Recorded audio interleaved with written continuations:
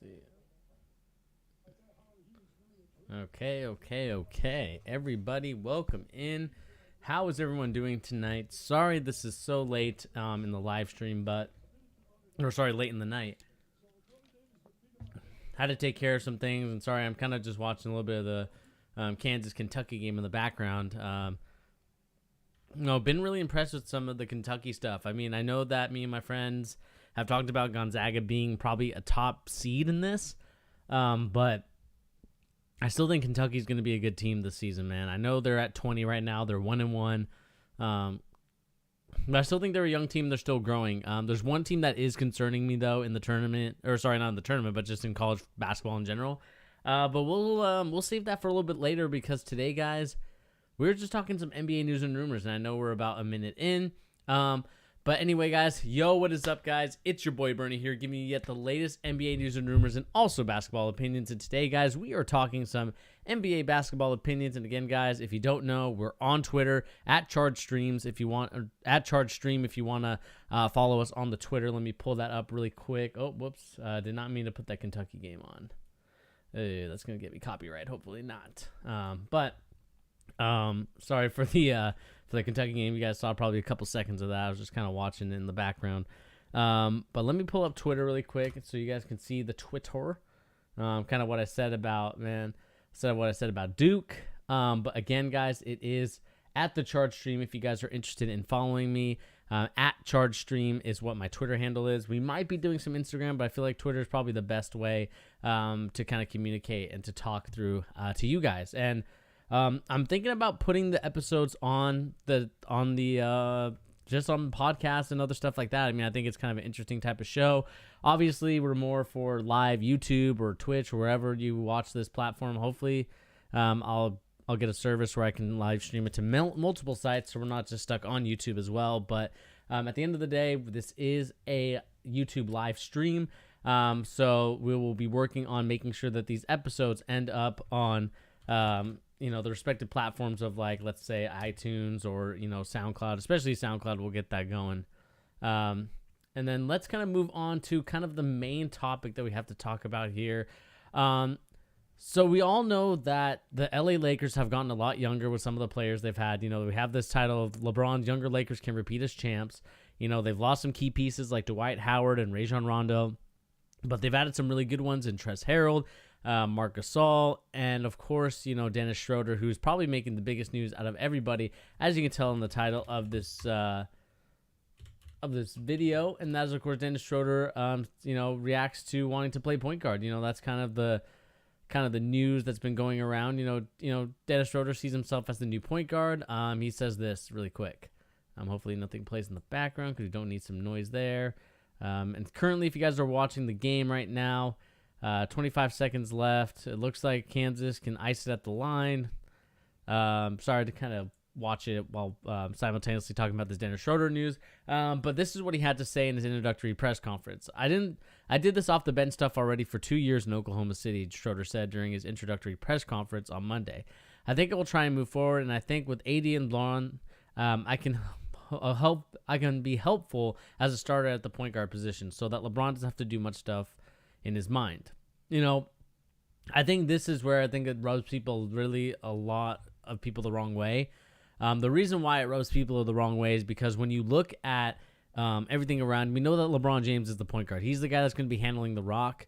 And unless Dennis Schroeder is going to be some sort of jump shooter, which is not what he's really known for, then it's going to be a situation where I don't know if I see Dennis Schroeder, depending on what happens, I'm not sure if he's going to be upset about this news being LeBron James. I mean, Anthony Davis isn't even signed yet. Not saying that he won't sign with the LA Lakers, but at the same time, it's kind of one of those things where you have to be careful what you ask for. And if Dennis Schroeder, struggles, especially when it comes to the beginning of the season and even like the first half in these 72 games, then of course it's going to be a situation where these teams, I just don't see Dennis Schroeder making it very long for the Lakers if this kind of talk continues. I understand Dennis Schroeder is very confident in his ability. I understand that he is a very talented player, but at the same time, saying that you're going to be the starting point guard, you're not really listening to what Frank Vogel has to say. Frank Vogel hasn't even finalized rosters yet. He hasn't really made moves yet.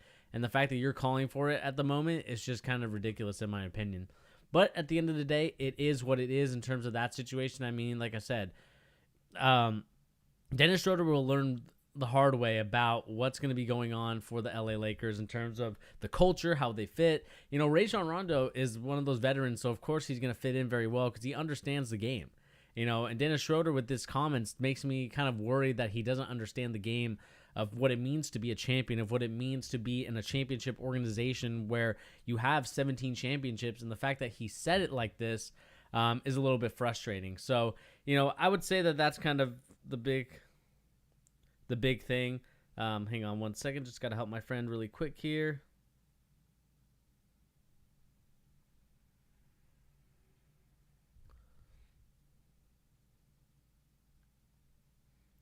One second.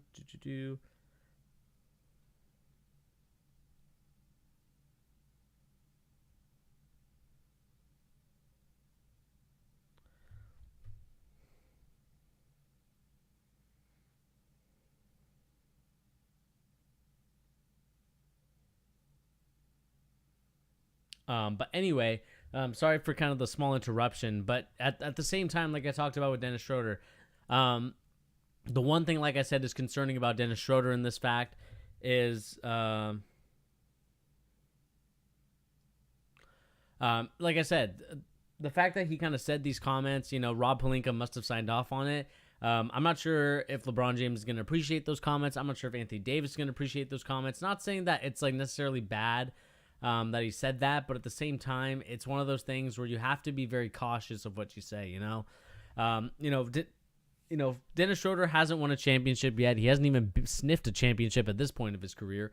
So the fact that you're kind of questioning or kind of looking at like the situation at hand makes me wonder what is going to really go on to the LA Lakers with this young roster. You know, Trez is a very passionate guy. Trez is someone that'll bring the energy, will bring the hustle.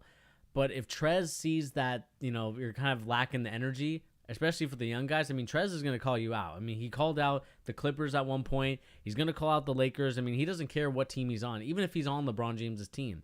And that's something that I really appreciate about Trez, and also what I appreciate about LeBron is because LeBron is going to set them right. LeBron isn't going to be one of those guys that's like, okay, you know, Dennis, we'll get you involved. We'll kind of let you do it.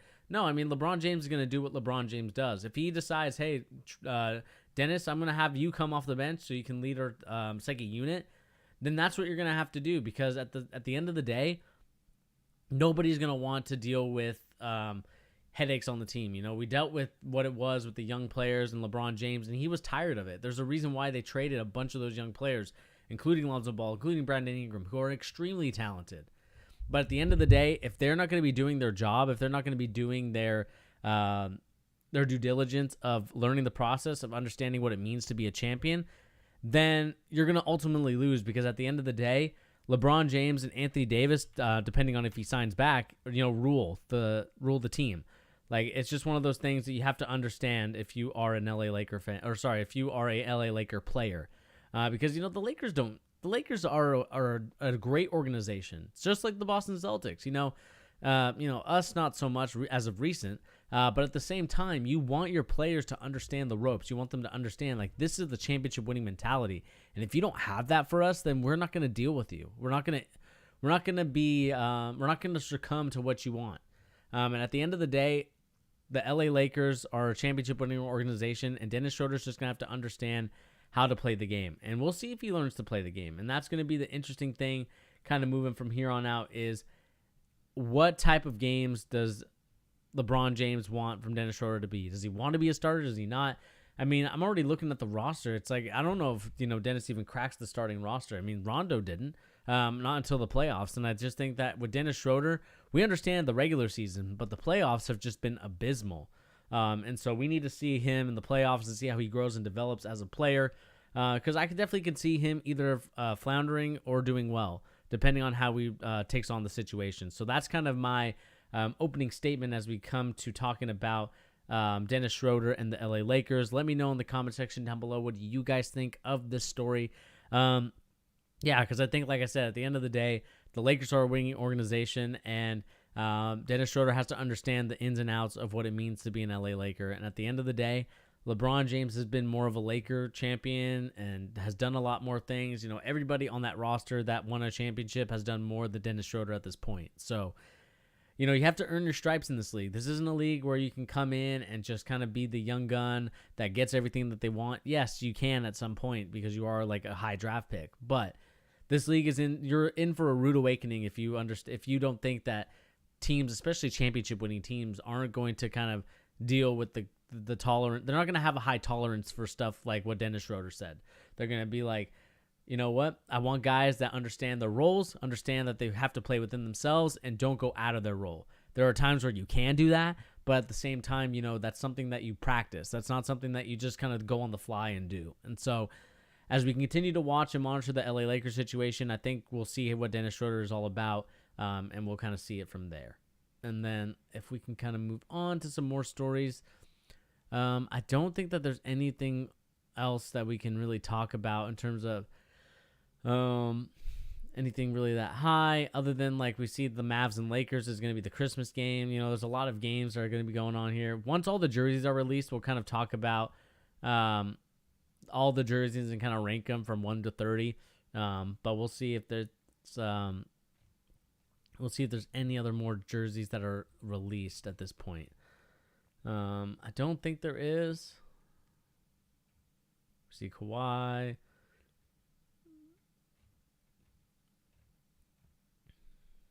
City Edition Dark Mode. I mean, not really anything too crazy as it pertains to NBA jerseys, but at the end of the day, we'll talk about this as soon as something happens. But let's kind of move on to kind of the story that we have to talk about again with Gordon Hayward, and that he has no ill will towards the Boston Celtics. This is what he goes on to say, that he has no ill will after signing that contract with the sign and trade. So that gives us some cap space. He says this: "Tough decisions were certainly made," Hayward said during a press conference with the reporters Tuesday. "There's no ill will on my end from anybody within the Boston organization, the players. I had an unbelievable time in Boston, and I think that it's unfortunate what happened. I obviously had a freak injury right when I got there, and there's a lot of things that were kind of out of my control when I was in Boston. But I had a great time there, and I still have great relationships with the people there and some of the players there." And that's a key word, some. "And my teammates and coaches and my wife and I have built a relationship with the members of the community that we live in, and to this day we talk to them. But there's no ill will on my end. I really love my time in Boston." And I'm just going to call cap on that. I don't think he enjoyed his time. I think that once he saw that he had the freak incident, and then Boston kind of realized, okay, we're going to kind of move off of you a little bit. We're not going to use you as much. And they try to introduce him, and it just didn't click. And that's kind of the frustrating thing about Danny Ainge and the Boston Celtics, is that they didn't really do a good job of making sure that those teams and those players fit in the right positions. They kind of sort of forced their way into it. They kind of made sure that, it just didn't seem right. The vibe wasn't there, in my opinion. And that's kind of what led Gordon Hayward to kind of have this sort of weird attitude where he's going to Charlotte. I mean, he finessed the Hornets. I mean, there's no ifs, ands, or buts. My friend Sean talked about it. My friend Brad talked about it. We all talked about it at this point. Gordon Hayward is the ultimate finesser in the NBA. Like I said, I think that he is a good player, but $120 million worth of money is just not for 4 years, nonetheless. I think Durant and LeBron are the only players that have gotten a $30 million a year contract like 3 times. How is Gordon Hayward in that conversation? Making one All-Star appearance. I have to agree with Brad on that instance. And this isn't me being a salty Celtics fan and seeing that Gordon Hayward's leaving our team, because at the end of the day, what's he really going to do in Charlotte that he wasn't already doing in Boston? It's going to be the same thing, except his game isn't going to be as strong as it once was. And I think that ankle injury still, to this day, is something that affects him. And I just think that it's not something that I like to see. I think Gordon Hayward comes off as a guy that really didn't mesh well with the young guys, and also didn't mesh well with a guy like Marcus Smart. We know that Marcus Smart can be abrasive. He can get in your face and can be like, hey, you know what? If you're not doing your job, I'm calling you out in front of the whole team. And I just feel like that's something that Gordon Hayward just didn't like seeing, especially as someone who has been the star player of his whole career, is like he just didn't want to see that. And that's kind of something that is interesting to kind of figure out as we kind of look to see here. Kind of looking at the recap of all the games here for college basketball. But like I said, at the end of the day, I just don't think that Gordon Hayward really meshed well with those players. I think he he frustrates me to a point because I think what really irks me about Gordon Hayward is that I don't think that he necessarily liked any of the guys that were there. I don't think he liked Tatum. I don't think he liked Jaylen Brown. I don't think he liked Marcus Smart. I think he liked some of the role players, the guys that were kind of there on the bench as he was recovering from his injury, and he can kind of communicate with them. I just don't think that Gordon Hayward, as someone that should be a leader at the age of almost 30 years old to these young players, he definitely should have been much more of a leader. And it's kind of frustrating to me that Gordon Hayward kind of gets a pass in that situation and gets a $30 million a year contract, or like however much 120 divided by 4 is. I believe that's 30 a year if I'm not mistaken. So like I said, I think that's 30 a year. So I mean, like a guy that gets 30 a year, I want that guy to be a leader. I want the guy to be like a revolutionary player. But Gordon Hayward is not a revolutionary player. He's not even remotely close to that at this point in his career. Not saying that he wasn't at one point, but at this point in his career, with a bum ankle because of what happened, obviously, that's out of his control. I just don't like seeing that on anything, man. I just don't like seeing the sort of, I don't know, he gives me the sort of vibe of like fake love. Like he says that he loves the city of Boston. He says that he loves the Boston Celtics area in general. But at the end of the day, what I find frustrating, and of course, for some reason, my stream just does not show up on my phone. That's very interesting. Yeah,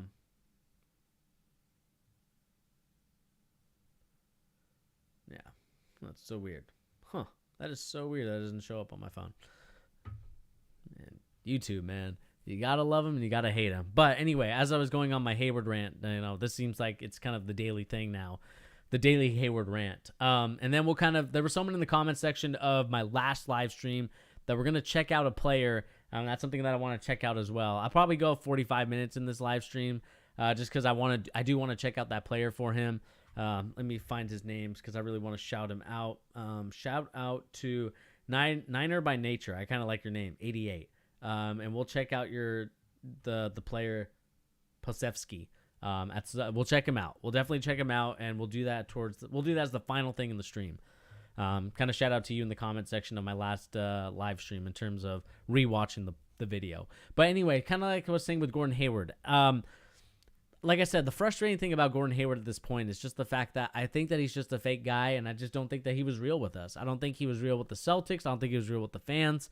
And just like Kyrie Irving, we have another fake person on our team, and I just think that Danny Ainge has to be held responsible for adding so much fake people on the team. I mean, I'm not saying that, Kyrie Irving just kind of he's his own dude. I get it. But what I find frustrating about more so Gordon Hayward is the fact that, he didn't really say anything. We didn't really question him. We didn't see if he was going to be the guy. And at the end of the day, like I said, I just find frustrating with him is that, I don't think that he was real, and I don't think that he gave any of those young players a chance to grow and develop and even help them and mentor them. I think he really just kind of stood by the sideline and just was like, dang, I'm really getting replaced by Jason Tatum. Or dang, I'm really getting replaced by Jaylen Brown. Well, it's like, dude, you're recovering from a bad ankle injury. Of course, you're not going to be the main focal point of the team. And you might be pouting because you want the ball in your hands. You want to be able to do a lot of things. But at the end of the day, Gordon Hayward, you have to get back to where you once were. You can't be the same player that you were a couple years back. And I think that he just didn't give the Celtics a chance to do that. And at the end of the day, he was really crucial in our game. I believe that was game 3 or game 4 for the Heat. To win the game and really, change the dynamic. And I love that about him.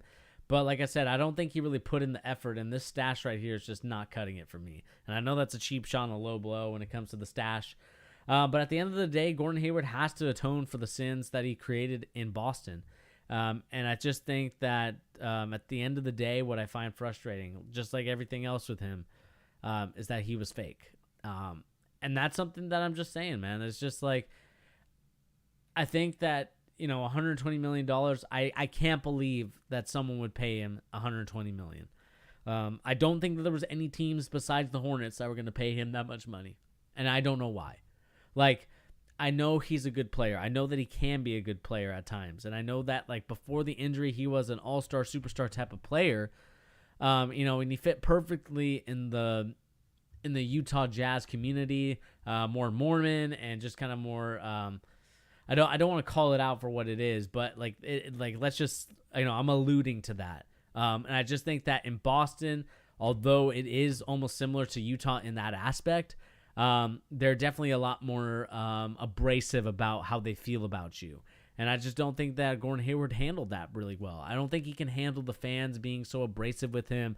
I don't think he can handle what the organization as a whole is doing for him. And I just think that's the reason why he got up and left and went to Charlotte. Another area that's similar in many aspects to Utah and in Boston in some regards. Not all regards, but in some regards. But, the one thing I can't say that the one thing I can't be upset with him about is taking the money, because I would take the money too. I mean, if the Charlotte Hornets are going to pay me $120 million to play basketball, yeah, sign me up. I'll take that money. I mean, why would Gordon Hayward deny that contract? I mean, as much as I can hate him, or not hate him, but as much as I can disrespect him, or just kind of not agree with the way that he went. But at the end of the day, it is what it is, and we'll see what happens with Gordon Hayward and the Hornets. Can they be a team that gets to the playoffs? Can they be a team that kind of gets into that playoff play-in game as the 9 or 10 seed? Because I definitely don't see them being a top 8 team in the East, especially with how much better teams have gotten. The Nets have gotten stronger. The Bucks have gotten a little bit stronger. I mean, they're always at the top. Boston's going to be the same, but they're going to fall a little bit. But I like the other teams' moves, and more than so than the Hornets. And I know I love LaMelo, but LaMelo Ball really needs to grow and develop a little bit more before he can become a superstar type of player. And let's kind of move on from that story. I'm trying to see if there's anything. This one is also concerning to me. Kemba Walker received stem cell injection in knee and is out till January. I definitely did not see this. I definitely thought that Kemba Walker was healthy. I thought that everything was fine. But all of a sudden, I'm hearing from multiple sources and multiple things like The Athletic. If you guys haven't subscribed to The Athletic, I'm not sponsored by them, but they do have some premium content if you're kind of like an enthusiast of these sports teams. I think I bought their deal where it was $1 for 12 months. So maybe they'll have something like that. But even if you can try the 7-day trial, I would try it out, because they do have some nice, insightful in all type of sports too. But anyway, yeah, I mean, just reading it from other articles, not including this one. Kemba Walker received a stem cell injection in his left knee and was put on 12-week strengthening program to prepare for the upcoming season. He's expected to return on the court activities in early December, and further update regarding his availability will be provided during the first week of January. Walker missed 10 games between January and March due to a left knee, continued to have issues during the restart despite the long layoff. I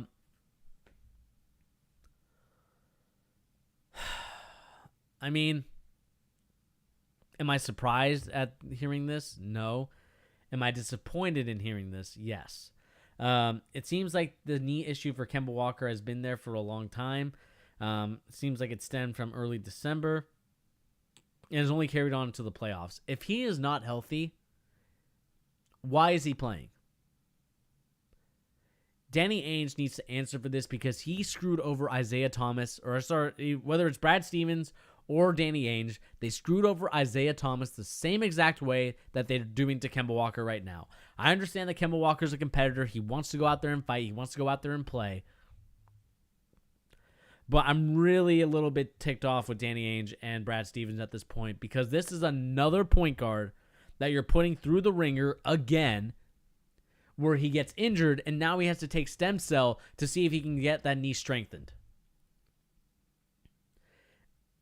And it's something where I'm just getting a little bit peeved and a little bit frustrated that we're signing these smaller guards who are great guards. I'm not denying their ability, but they're great guards, but they keep getting hurt because they are just not built for this Boston Celtics team. They're not built for Brad Stevens' offense. They're not built for Brad Stevens' game plan, whether offensively or defensively. And now I understand why he struggled in the playoffs, why he struggled this whole season. Especially, stemming from that early December, why he didn't do very well. Why those Toronto Raptors series was a little bit absent. Why that Miami Heat series he was a little bit absent. He's dealing with a knee injury that requires him to take stem cell in order to strengthen the knee. Brad Stevens and Danny Ainge need to answer for this right now because this is absolutely ridiculous. I understand Danny Ainge has kind of come out there and said, we're going to look at it. We're going to make sure that he's healthy because he's going to be back in January. And we're going to make sure that he's okay. No. At the end of the day, what I find frustrating is that, again, a guard of a smaller stature is injured once again. I really don't get it. I don't get why Brad Stevens and Danny Ainge put their point guards in the same exact situation that they had with Isaiah Thomas and didn't say, you know what, I want you to sit out so we don't get bad publicity. Now I understand why no one wants to sign to Boston. I get it. I completely get it now. Because why would you want to sign to Boston as a point guard or any type of player and just to see that you're overworking him and then you're not going to sign? I mean, obviously he got his money, so I'm happy about that for Kemba Walker. But Isaiah Thomas didn't get his money, and that really frustrated me. I'm not saying that I'm not saying that he should not have gotten his money or we should have paid him. I'm not saying that, but I thought that we should have, given him a severance package or, kind of vet for him for another team to get him to sign him, or at least not to play him when he's injured. And we're doing the same exact thing with Kemba Walker, and I just am so infuriated at this point that it's actually laughable as to what is going on.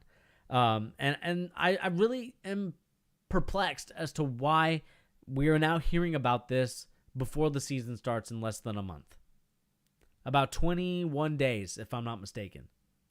21 days until the start of the regular season, and we are now hearing about Kemba Walker's injury. In what God's green earth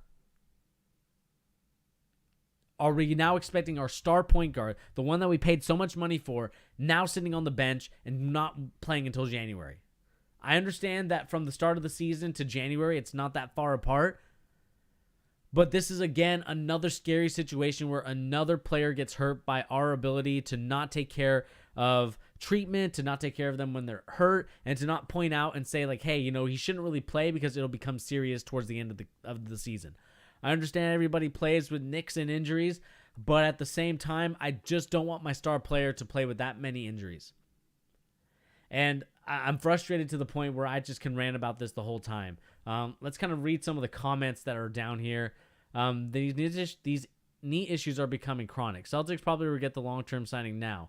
He's nowhere near his Hornets form. So why is Danny Ainge eager to ship him earlier eagerly in the offseason? Danny Ainge is the biggest snake ever.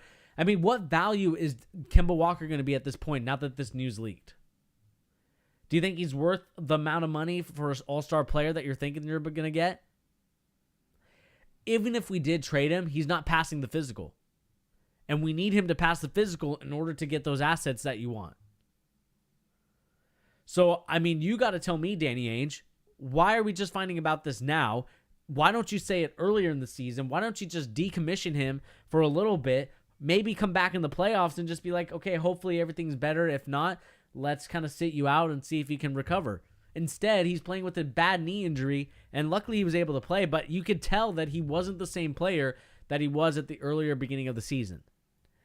And now Jason Tatum and Jaylen Brown have to play without another star player on their team, and the fact that we have added nobody to this roster at this point is laughable, it's excusable, and it's inexcusable, and it's just downright asinine and blasphemy. Because we really need to put players around those two in order to succeed. Daniel Theis isn't going to do it. Marcus Smart is a great player, but he's nowhere near the same capability as a Kemba Walker with his ability to drive the paint and be so shifty. Probably one of the shiftiest players in the league. I mean, you tell me, Danny Ainge, what am I supposed to make of this news? Am I supposed to be happy? Am I supposed to be relieved? I'm really PO'd right now at the mismanagement of our players at this point. The athletic training staff, the medical team, whoever we need to blame for this has to be held to account. And that starts at the top with Danny Ainge. Like the fact that he was allowed to play during the playoffs when we know that he's not healthy, he's getting cooked on defense, more so than I think I've ever seen anybody get cooked before in my life. Like cooked more than Steph Curry on defense. I mean, Steph Curry actually does play a little bit of good defense, but he's just not like, I don't know. I'm just at the point of shocked and awed and also just, this close to losing my marbles with Danny Ainge at this point. He's got to go. He's got to go. I understand that this is coming from a rage perspective. I understand that this is coming from a passionate side where I'm not really thinking with my head. I'm thinking more with my heart. But how can I be happy with what Danny Ainge has done in Boston right now? How can I be happy with the medical staff that this is the second player now that's gotten hurt like this? I can't be happy. I can't be ecstatic. I can't be entertained. I can't be anything right now when I'm dealing with an injured player in Kemba Walker.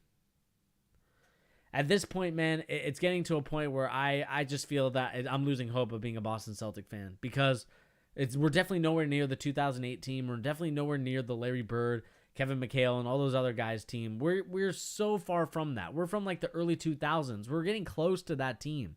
I understand we got some talented players in Jaylen Brown and Jason Tatum, but at the end of the day, we need to start holding ourselves accountable as Celtics fans to make sure that these players and this organization, and especially the coaches in the front office, need to do a better job of handling these injuries. Because at the end of the day, the fact that Kemba Walker now has received stem cell is concerning, and it's a red flag of if he's going to be the same player even to this point of his career. And that's just the God honest truth. I could go on and on about this story, but at the end of the day, this is what really frustrates me about the Boston Celtics at this point. There's no accountability. There's no, let's make sure our players are well rested. Let's make sure that we don't overuse them. Let's make sure that we don't screw over our players. Because right now, that's what's happening. That's what's going on in Boston. And as much as I would love to kind of keep going on a rant and rage, I just don't have the energy right now to do it. Only because it's late in the day and because it's just kind of a real frustrating thing.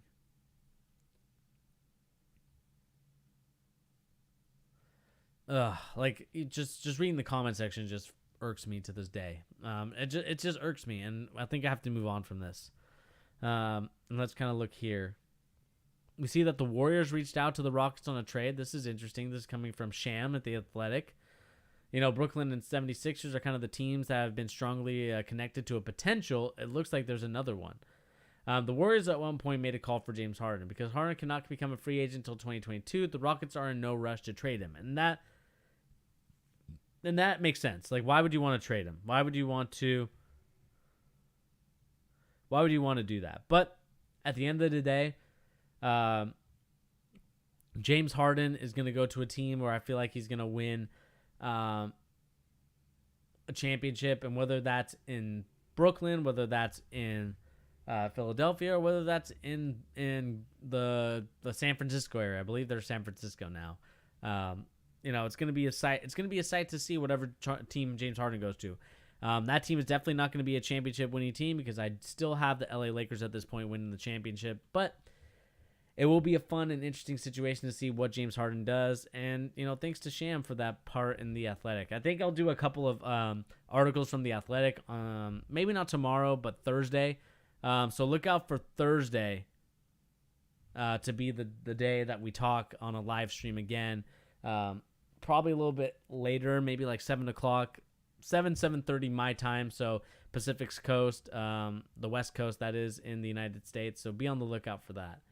And I think as long as there's nothing else kind of really to talk about in this case, other than we'll do the jerseys at some point.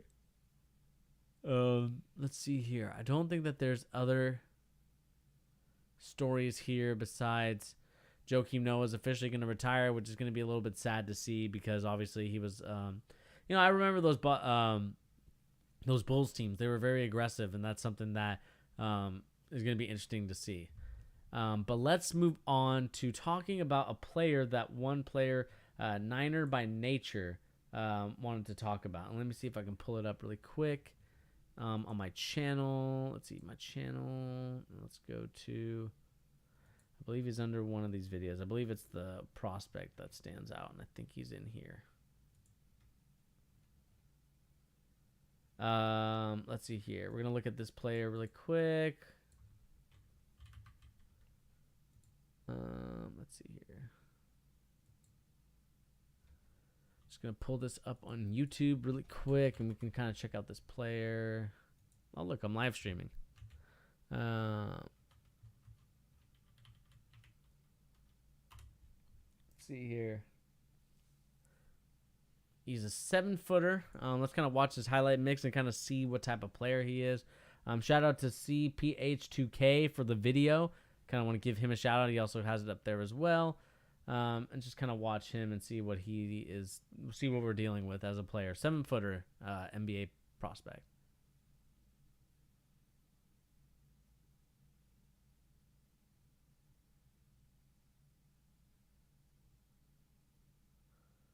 Good pass. I mean, like, I think the thing about this player, I've kind of noticed off the jump, is that he's definitely one of those European players. The jumper, I'm not really hyped about because at his height,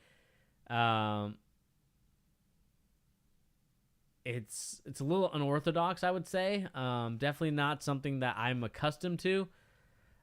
But definitely could be an interesting prospect. I mean, let's see where he played. Trying to see where he played at, or like what this team is.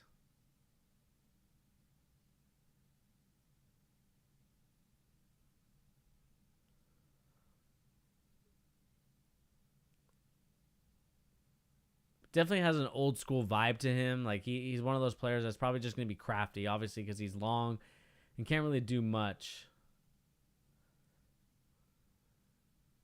in terms of, like, I think he's number 5. Believe. Oh no, he's this guy, number 1, I believe.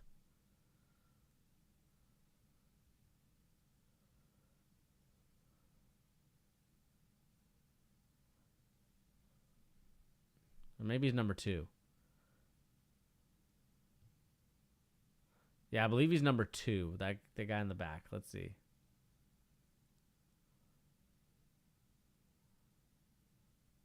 That one looked a little more orthodox.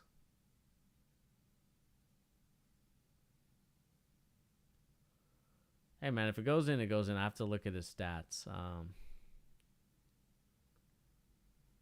It's a bank. Unless he called it, I don't think I've...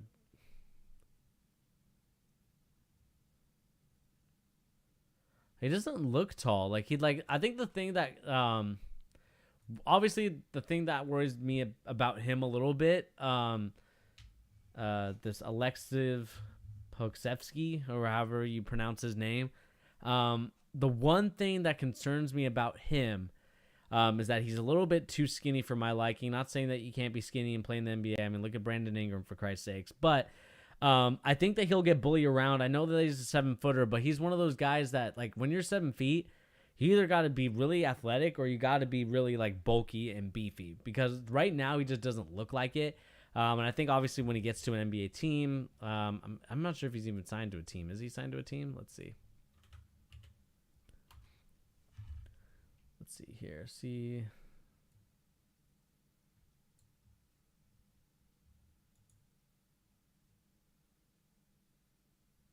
Okay, so he's on the Oklahoma City Thunder. Perfect. I think actually he said it. But 7-footer, 195 pounds. I mean, that's just way too light for a 7-footer. 195 pounds for being 7 foot. Definitely, a player that's very interesting in terms of, like, I could see that there's potential in there. But it's still one of those things where I'm just curious to see. I mean, the shooting isn't too bad. I kind of want to see what his stats are.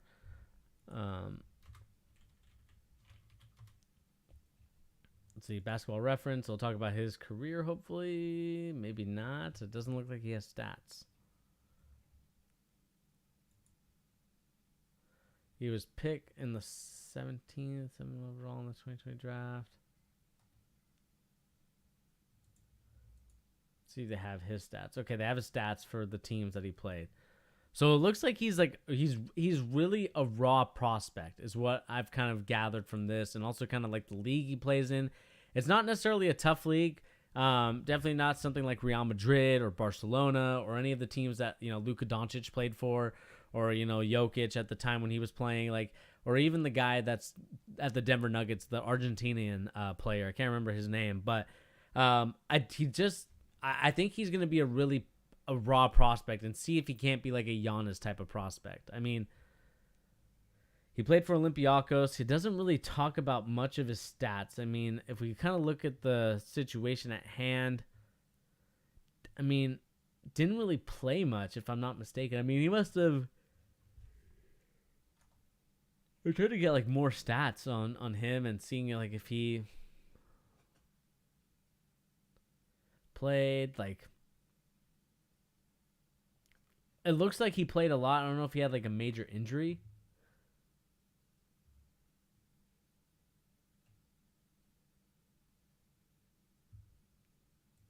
You know, he's selected in the first round, so obviously there's some potential there with the 7-footer to be like kind of a stretch big. But in terms of like, no, I don't need totals. I mean, it looks like this 19th season, you know, it looks like he played more for the B team of the Olympiacos. He didn't really play for the A team. And we can kind of clearly see that like from the minutes and the points, he was averaging about 10 points a game, almost 8 rebounds a game with 3 assists, which is really good. Obviously, he's obviously a big man from Europe with that kind of stat line. But we can see that he's playing with the B team, so definitely not like the star or like even the main, I would say, sort of what should we call it? Like it's like a G League team for Olympiacos, which is also looks like it's a soccer academy as well, if I'm not mistaken. They kind of do, it looks like, at all sports. So I mean, he's definitely got a good feel for the game. I'm not going to discredit him for that. But his shooting is a little interesting to me. Kind of a really unorthodox form, in my opinion. But I mean, hey, if it goes in, you can't blame him. But it seems like he's got a really good knack for timing jumps, for blocking shots. So I think like he kind of has that like Bol mystique to him. But I think Bol has a higher ceiling than him. But he definitely is one of those players that really doesn't play like a 7-footer, plays more like he's like a 6'7" wing. And obviously he's tall enough to where like he's blocking shots, like even against some of the taller defenders that we're seeing in this clip. Definitely a good pass there. Like I think that he looks like a good player. I'm not gonna deny that he's not, like, he doesn't look a good player. Good roll to the basket. Really did a good job of reading that screen. Saw where the defender was going, sealed his man, and then finished at the rim.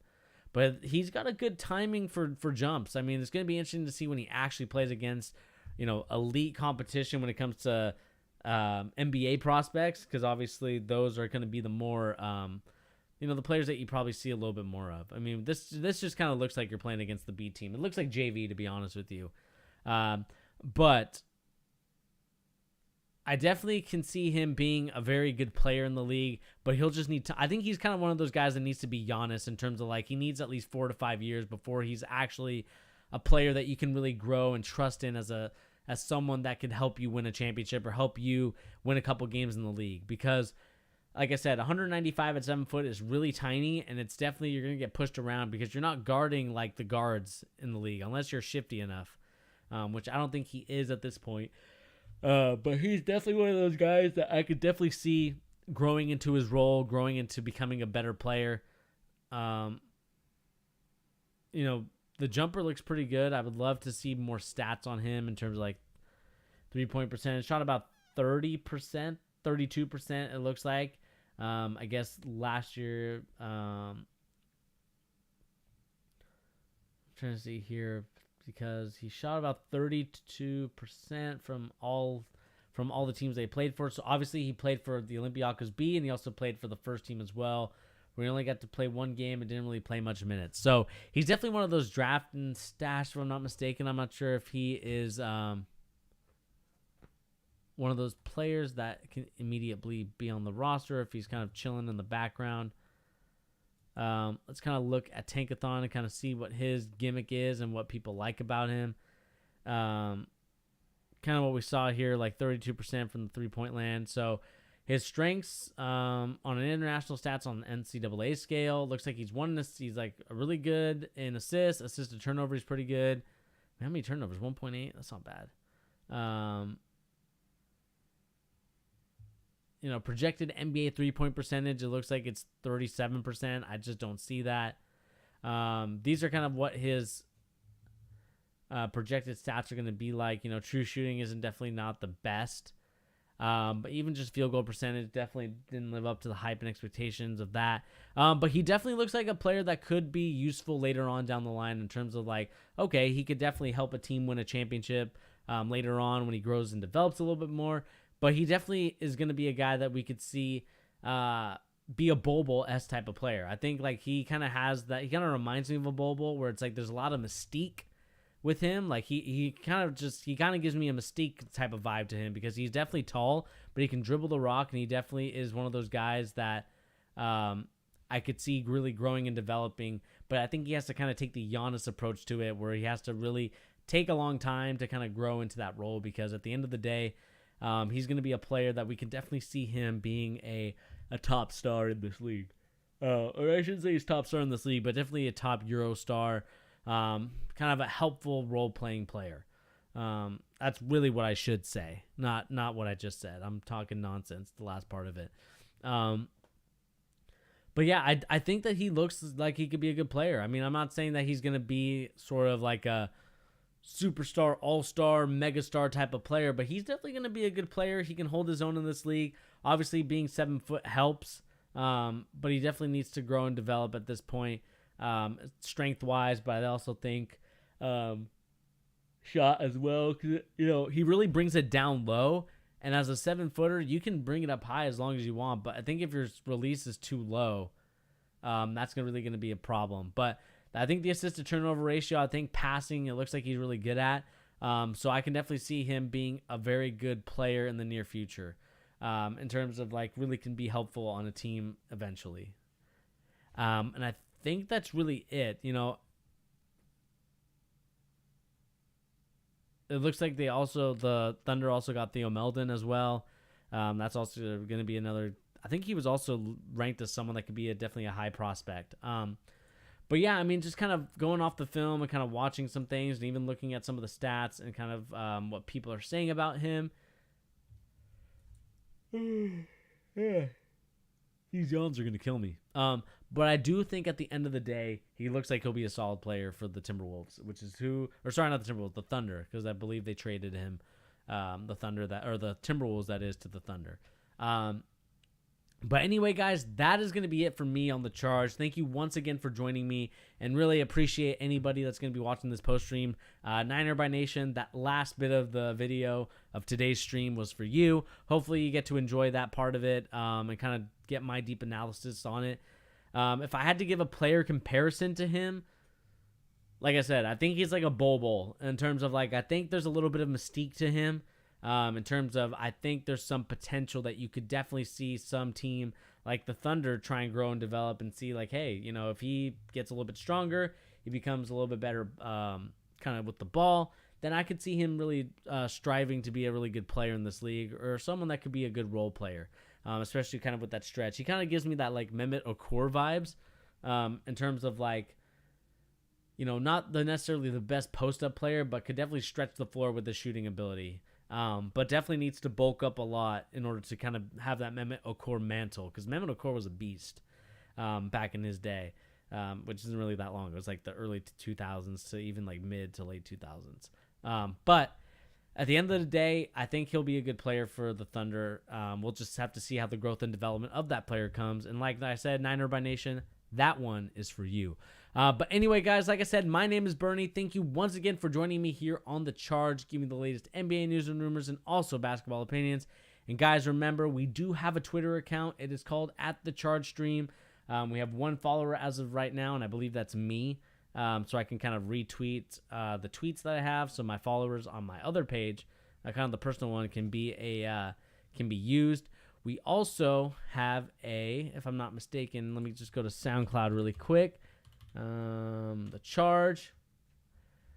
We also have a SoundCloud, and if you guys don't know, me and my boy Pete are starting a new podcast called Console Culture, which kind of takes a jab at the cancel culture situation, but we're specifically more focused on the video game aspect of it, talking the new Xbox in this series. We talk about how people are buying Xboxes for $1,300. We talk about the resale market on PlayStations and all that stuff. So if you're interested in video games and kind of tech news and pop culture things, go and check that video out. It's actually a very interesting one to watch.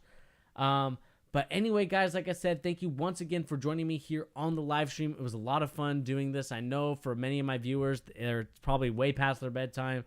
That's kind of why it was kind of a little bit dead tonight, in my opinion. I started this live stream a little bit too late, so I apologize to all my people that kind of follow the channel religiously, or the people that follow the channel to kind of check in to see how things are going, kind of talk about this Dennis Schroeder information, also talk about this Gordon Hayward, and also this Kemba Walker needing stem cell. It's just, I still can't believe it to this day. I might retitle the video post credits that Kemba Walker's situation. But like I said, guys, thank you once again for joining. It was a lot of fun.